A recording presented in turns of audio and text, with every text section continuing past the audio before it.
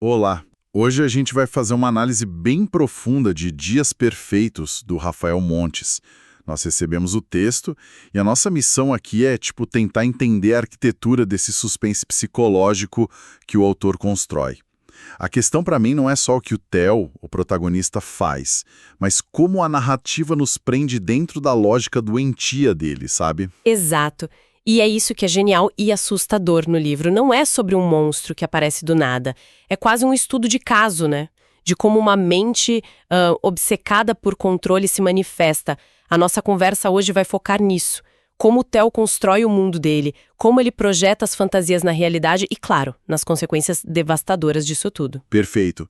Então vamos começar por onde o livro começa, que para mim já é uma declaração de intenções. A Gertrudes. Essa relação dele com o cadáver na aula de anatomia. Parece que é a chave de tudo. O que ele está realmente fazendo ali? Essa é a pergunta, né? Ele não está só estudando anatomia, ele está, na verdade, praticando a posse. Pensa bem, a Gertrudes é o protótipo perfeito para ele. É um corpo sem vontade, sem história, no qual ele pode projetar a identidade que ele quiser. Uma intelectual que amava vinis, que dançava, tudo definido por ele. A violência que a gente vê depois não é um desvio, é só a aplicação dessa mesma lógica a uma pessoa viva. Nossa, é aterrorizante pensar nisso como um ensaio. E ele meio que leva esse ensaio para casa também, né? A dinâmica com a mãe, a Patrícia, que é cadeirante, parece outra performance. Ele dá o beijo na testa dela, porque é assim que filhos amorosos devem agir. Ele tá atuando o tempo todo. Exatamente. Ele vive em função de uma fachada, e essa capacidade de simular normalidade é o que torna ele tão perigoso. Ninguém ao redor, nem a própria mãe, percebe o abismo que existe entre quem ele parece ser e quem ele realmente é. E aí nesse mundo de simulação entra a Clarice, que é o oposto de tudo isso. Ela é pura espontaneidade. Ela bebe, fuma, fala o que pensa. É um choque de mundos, né? O que nela atrai e, ao mesmo tempo, ameaça ele de forma tão profunda. A Clarice é a antítese completa da Gertrudes. Ela tem vontade própria, tem uma história, tem desejos que não incluem o Theo. E para ele, isso é um desafio, é intolerável. A liberdade dela é a coisa que ele mais deseja e, ao mesmo tempo, a coisa que ele precisa destruir para poder possuir. Ele não se apaixona por ela. Ele a identifica como o recipiente perfeito para a fantasia que ele já tinha pronta. E a conquista já começa com uma violação, né? Ele não pede o telefone dela. Ele pega o celular emprestado, finge que vai ligar para um táxi e liga para ele mesmo. E a perseguição que se segue. A ligação falsa do IBGE, ele seguindo o ônibus, não tem nada de romance ali. É uma operação de inteligência. Exato, é uma caçada metódica. Ele não está tentando conhecer a Clarice. Ele está compilando um dossiê sobre ela. Isso desconstrói totalmente a ideia do encontro romântico. Para o Theo, amor não é conexão, é aquisição. E para adquirir algo, você primeiro precisa estudar, entender as vulnerabilidades e cercar. O que nos leva ao momento em que o plano dele falha.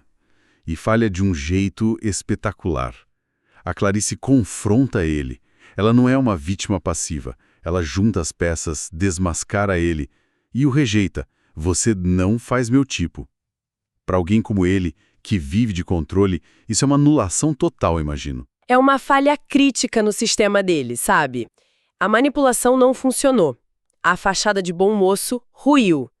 E quando a manipulação falha, a única ferramenta que sobra para ele é a força bruta. A rejeição dela é o gatilho, é o que ativa o plano B, que na verdade sempre esteve lá. E a violência que vem em seguida é abrupta e absoluta. A cena da mala Samsonite rosa é de gelar a espinha. E o detalhe dele pensando que ela é flexível, feita aquelas escovinhas de dente para viagem. Ali a humanidade dela é completamente apagada.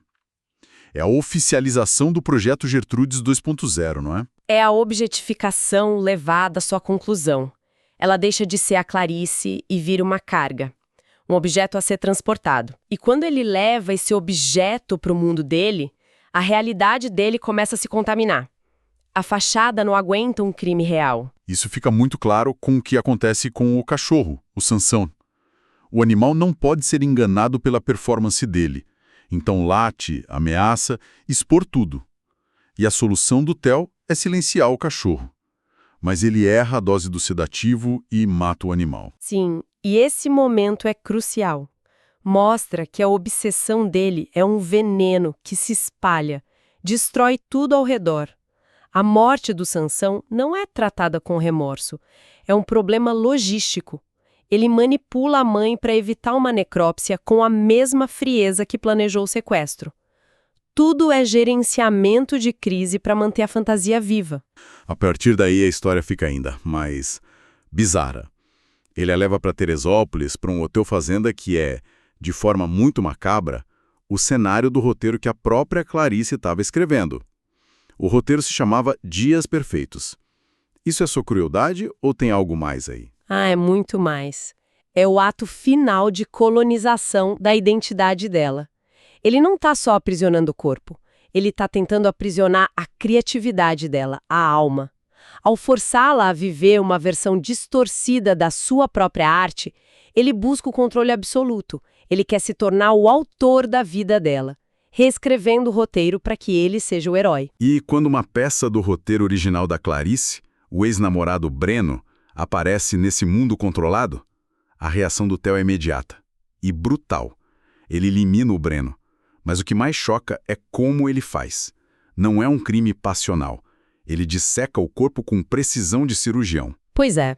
O conhecimento médico que deveria servir para curar, vira uma arma para apagar pessoas com eficiência.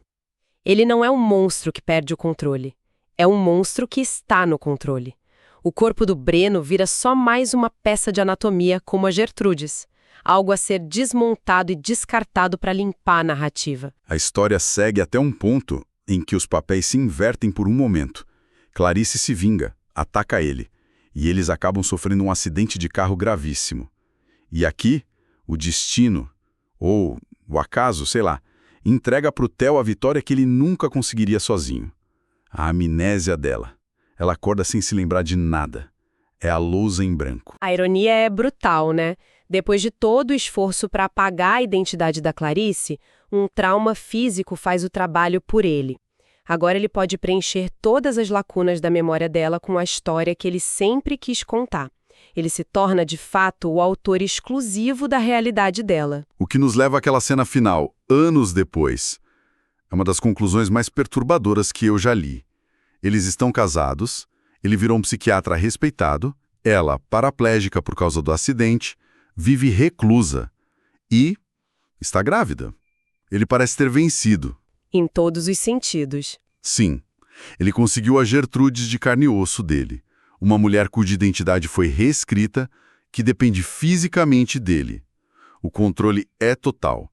A fantasia se tornou realidade. Mas aí vem o golpe final. Quando perguntam o nome do bebê, a Clarice olha para ele e diz: Gertrudes. O que você acha, amor?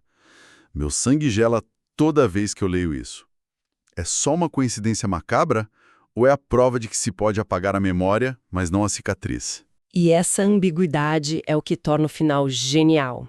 Nega uma conclusão fácil, sugere que o trauma tem vida própria, um fantasma na máquina, pode ser o subconsciente dela gritando, sabe? Uma verdade enterrada que encontra a única fresta para sair. Theo pode ter vencido, mas a vitória dele pode ser uma bomba relógio. Resumindo um pouco a nossa análise, então, os trechos mostram uma desconstrução da ideia de amor romântico, né? E transformam isso numa história sobre posse e controle, uma filosofia de propriedade sobre o outro. Exato. E fica uma reflexão que o livro provoca com muita força. Ele explora a fragilidade da nossa identidade. Se uma pessoa não se lembra do trauma que sofreu, esse trauma deixa de existir. A história do Theo e da Clarice sugere que, mesmo sem memória, as cicatrizes continuam lá, sabe?